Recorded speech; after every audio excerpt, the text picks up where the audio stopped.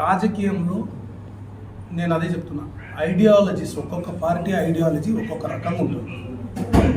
మీరు బాగా గమనిస్తే నా పార్టీ నాయకులు కష్టాల్లో నా ఎంట నడిచిన వాళ్ళు ఇక్కడ అందరూ రెక్కాడితే డొక్కాడని జీవితాలు.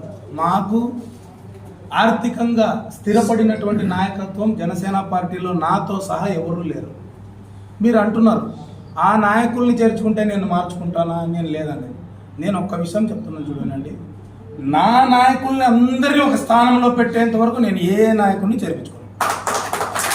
ఇది నా బాధ్యత, నా పార్టీగా నా బాధ్యత. నాకున్నటువంటి జనసేన పార్టీకి ఉన్నటువంటి ఇక్కడ అవకాశాలు ఏవైతే ఉన్నాయో, నా పార్టీ జెండా మోసిన వాళ్ళు, 5 ఏళ్ళు నా నాయకత్వం వెంట నిలబడిన వాళ్ళు, పవన్ కళ్యాణ్ కోసం ఈరోజు అంగీలు చించుకొని బయటకు వచ్చి వైసీపీని ఎదుర్కొన్నోళ్ళు, దెబ్బలు తిన్నోళ్ళు, కేసులు పెట్టించుకున్నోళ్ళు, అవమానాలు పడినోళ్ళు, ఇంతమంది నా వెంట నడిచారు. కాబట్టి ఈరోజు ఆదోని నియోజకవర్గంలో జనసేన పార్టీ స్ట్రాంగ్గా ఉంది. వాళ్లకు ఒక స్థానం కల్పించేంత వరకు నేను ఏ నాయకత్వాన్ని వైపు చూసేటువంటి ప్రసక్తే ఉండదు. నేను చూడాల్సి వస్తే వీళ్ళను నాయకులుగా తీర్చిదిద్ది వీళ్ళకు ఒక స్థానం కల్పించిన తర్వాత ఆ యొక్క నాయకత్వాన్ని తీసుకొని వస్తాను.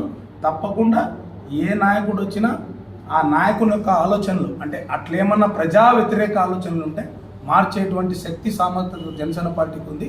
అది తప్పకుండా చేసి చూపిస్తామని మీడియా ముఖంగా నేను తెలియజేస్తాను.